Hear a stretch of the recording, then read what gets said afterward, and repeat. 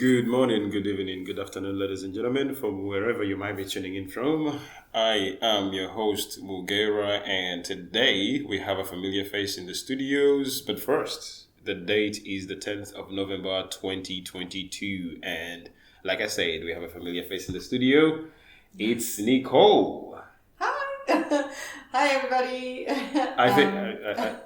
Go on, Nicole. I'm super happy to be back and talking with you again. Yeah. I really enjoy our conversations. Me too. And I hope everybody's going to enjoy this episode. So today's episode, just like Nicole introduced that, is Backstage. And Nicole is going to be giving us the ins, the outs, and the things that we probably don't get to see, and the classic stuff that we haven't ever, we couldn't even imagine. There's some stories you told me last time, and I was like, those are interesting, Those are interesting. And I was like, we should do something about this. We should talk about Backstage as a segment of the show. And this is what we're going to be doing today. Okay. I want you to take us through the whole process. Take you backstage. Yeah, backstage. The preparation, what you went through that day.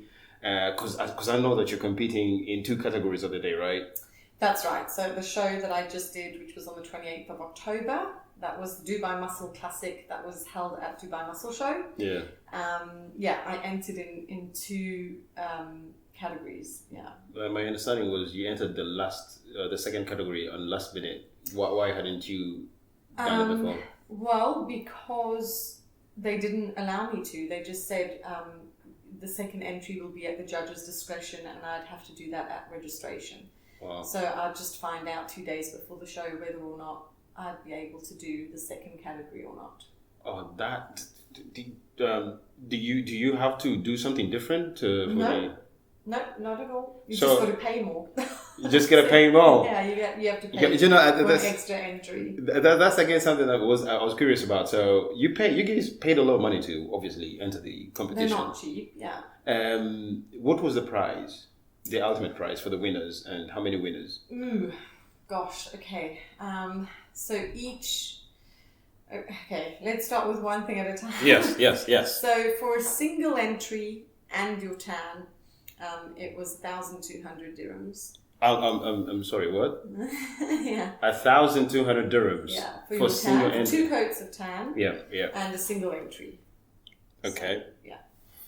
And then if you wanted to enter another category, I remember I paid 400 dirhams to enter another category, the second category. Yeah. So that was over and above. And then you have options like you can buy a coach pass if you want your coach to come backstage with you, which is usually quite helpful. That's an extra that you need to pay for. Yeah. And then if you want to have your professional videos and photos, that's an extra that you have to pay for. So did you get the coach pass? I did. I got the coach pass. Mm-hmm. And then I did get the media package for professional photos and videos. I haven't received my own photos and videos to use on the podcast. Why haven't you sent me a copy of those? Well, I sent you photos like the first one. Yeah, but I need to see the second ones. I've seen some really nice shots on Instagram. Ones, Yes. they're not out yet. We haven't received them yet. They haven't been out. They're not yet. I haven't received them yet. How long does it take? Well, I think maybe because it was such a big show. Yeah. I think it's going to take some time. The previous show was quite small. Yeah. So they came out within 4 days. We had them, but this was a really, really big show with a lot of categories. So I think it might take 2 weeks, maybe even more. I mean, I think it's been 2 weeks already, actually. I did see some really nice photos. I thought those were the professional shots. No, so any photos or videos that I have at the moment were just taken from my friends in the crowd. The photos are not too bad, to be honest, but the videos are terrible. Really bad quality. Like the focus is completely off. They're so blurry. Yeah. So that's the cost, and then obviously, if you've been paying for training sessions or posing sessions, you're going to throw that into it as well, and that's it. And then if you've decided to, I didn't, but some people decide to get a new bikini kind of almost every show or every second show. So it really just depends how you go about it. It can be really, really, really expensive. The first show was really expensive because I was doing everything for the first time. But now that I've got my bikini and shoes and I'm doing my own training, it's obviously the cost is a bit more affordable. This show, the Dubai Masters, by the way, you have another show coming up. I do, yes. on the 17th, is it? So it's at it's the Gulf Classic Championships, which is being held at the Abu Dhabi Sport and Fitness Expo, which is happening over the 17th and 18th of December, which is basically Abu Dhabi's version of Dubai Muscle Show, basically. So Dubai Muscle Show. Do you think there are going to be more competitors in this one than the previous one? What do you mean, at Abu Dhabi? Yeah. I think there will be less. I think there might be less. And I see you winning this one. No.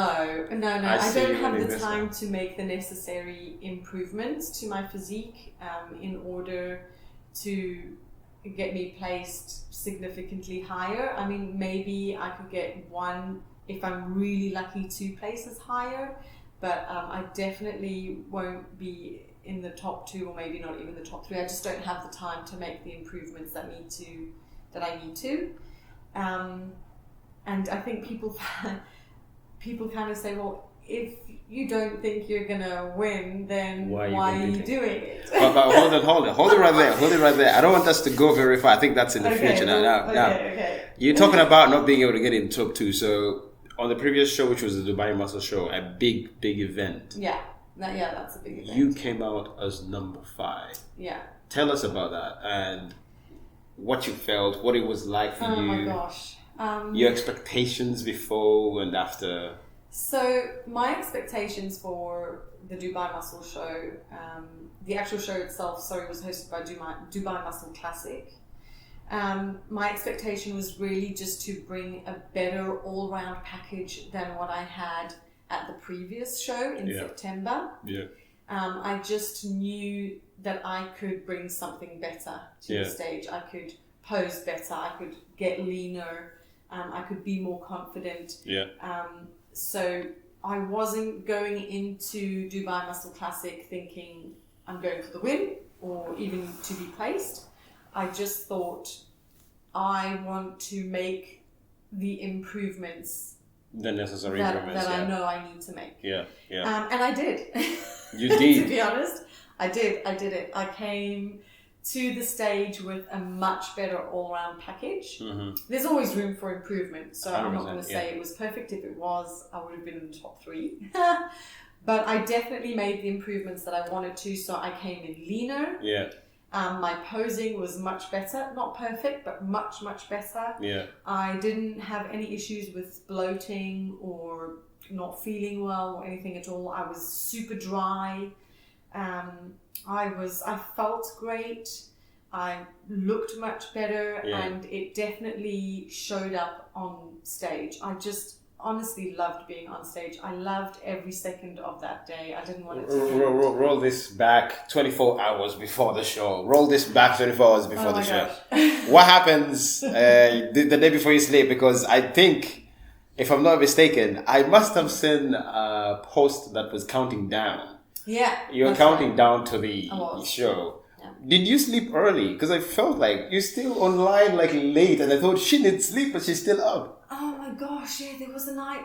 Was that the night before the show? Yeah, it was. Oh my goodness. Okay, so you want to rewind 24 hours? Yes, 24 hours before the show, please. So you don't exercise at all the last 2 days, because you don't want any inflammation, and you certainly don't want to end up injuring yourself at all, right? Yeah, for sure.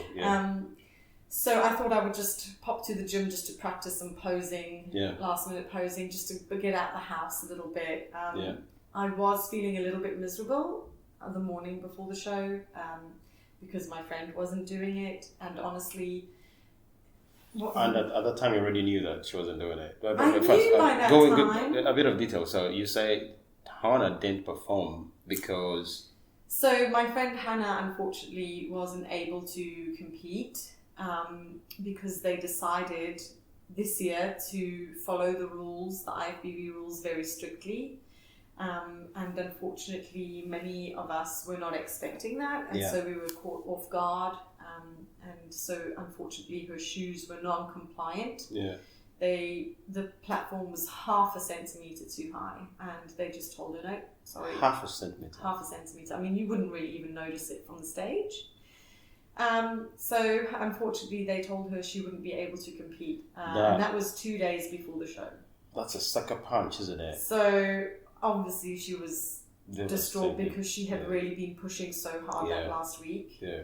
I was distraught because, honestly, one of the best things about going through these preps and the shows was being with Hannah, and just the sportsmanship that we have, and the support and encouragement and the fun that we have together backstage. Yeah. So that kind of knocked us both a little bit. So when I woke up the day before the show, just knowing that I wouldn't have her with me, that was really sad. You two are like a small gang, yeah? Like we are a little bit. I think, when you go through something that pushes you to your limits so much, and you find someone that can really understand that because they're experiencing the same thing, and you really find a way to encourage and support each other, you really do just bond. And it's not just that, I mean, just personality-wise, we get on really well. Yeah. And, we both have kids. We're of a very similar age. Yeah. So we just bonded, and just knowing that she wasn't, to compete, that we weren't going to be backstage together and have that experience just really bummed me out on that morning. In fact, I saw her at the gym while I was practicing my posing, and we were almost in tears on the gym floor because it was just like, this is horrible. Yeah. So the morning, I had very mixed feelings. Not to say that I was thinking I wasn't going to do it, but just thinking it wasn't going to be the experience that I was hoping for. Yeah. Anyway, so I did some posing. We got our first coat of tan the day before. Yeah. So at about 2:30, which was an experience all on its own. I don't know if you want to hear about that now. Well, of course, that's what I want to hear about. Yeah. So we went to the venue, the Muscle Show venue, to get the tan. Yeah. So first coat of tan on the Thursday the 27th. And everything was still being set up. So it was just an empty warehouse, basically. All the stalls were still being set up. This is like on a Wednesday, right? It was on the Thursday. The show starts on Friday. The show, the event was going to start on Friday. Okay. We went on Thursday to get our first coat of tan. Yeah. And everything was still being built. All the stalls and everything was still being set up. We had to wear reflective jackets because it was a construction site, basically. Wow. There was no air conditioning. How did these guys manage to finish all that within the I don't know. Honestly, when I got there, I got there at 2:30 for my tan, and I honestly thought there is these guys are going to be working till 5 in the morning getting this place. But that's the story of Dubai. Like things just this is the story of Dubai. I don't know. So they had cornered off this absolutely minute space for us to get our tan. There was no air conditioning, so it was hot. And basically, we were not in a room. Like, we just had kind of like wooden boards to form a room, if you will, that had like black material hung over them. Yeah. But like the top was open. So the guys that were climbing on the scaffolding, building the stalls, could actually look in. So we were like, we kept our eyes up there, and every time like the tanning ladies would see someone go up there, they'd shout like, "Hey!" So hold on. Yeah. Hold on. So when you're doing the tan, you're completely naked. Yeah, you have. For us, yes. Completely. The best way to do it but is naked. Yes, that's the best way to do it. Because when you're on stage, you've got a tiny bikini on, right? And you can't have lines or patches or anything like that. Everything should be covered in tan.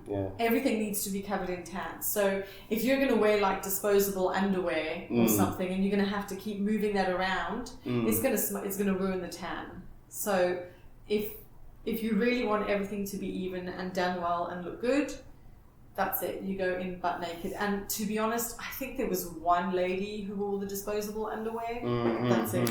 Everybody else understands. Like you go in butt naked, you get your tan done, and everything's covered evenly and looks good.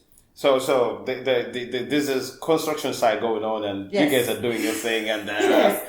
well, these guys are climbing up to do their job, That's and you right. guys are trying to prepare for tomorrow. And there's altercations and conversations. Yeah. Go down, guys. And That's right. how long did that take? How long does the tan take before? Not long, because it was just one coat. What really took the longest time was getting dry. Yeah, because you say that there was no AC. There was no air conditioning, so it was hot. And then within the tanning area, they didn't have fans either to help you dry. So these ladies had like pieces of cardboard, and they were like literally flapping us to help us dry out. So the drying took forever, honestly. Because once you've got the tan on, well, obviously you need to put your clothes on, don't you? Yeah. Walk out butt naked. But it can't be wet, because it'll just smudge, it'll get ruined. Now you can touch it up the next day with the second coat, but you want to keep it as dry as possible. As in good condition as possible, right? So that you don't have to kind of fix it the next day. So that took some time, getting us dry, and then we got, everybody gets dressed, and you just hope that you don't sweat too much walking back to the car. Yeah. And then, that was it. I came back, I prepared all the things I would need for backstage. So got my bikini, my heels, both sets of heels, just in case if something goes wrong, if a strap breaks or something, you've got a spare set of heels. Your robe, rice cakes, peanut butter, jam, something nice and hydrating to drink afterwards, some water to sip on. And you had learned your lesson from the previous. Absolutely. Not to do the wrong thing in terms of diet. That's right. So I prepared all my bags, and then obviously I was very careful about what I was eating and how much I was moving. So I didn't move much at all. Literally, I did my posing in the morning and I went for the tan, and that was it. I didn't do anything else. The rest of the time I was in the apartment just preparing. My water intake was super low, so just having sips. But my carbohydrates were up, so that was nice. I was getting some good sweet potato in, a bit of rice, obviously in the right proportions. And then just drying out, really, in preparation for the next day, which I have to say went really, really, really well. In the evening, I had 2 glasses of wine with my client. In the evening, the day before the show. So it's, I didn't know if it would work or not, but it's said that a glass of red wine really helps you dry out. Okay. So I thought, fantastic, this sounds like a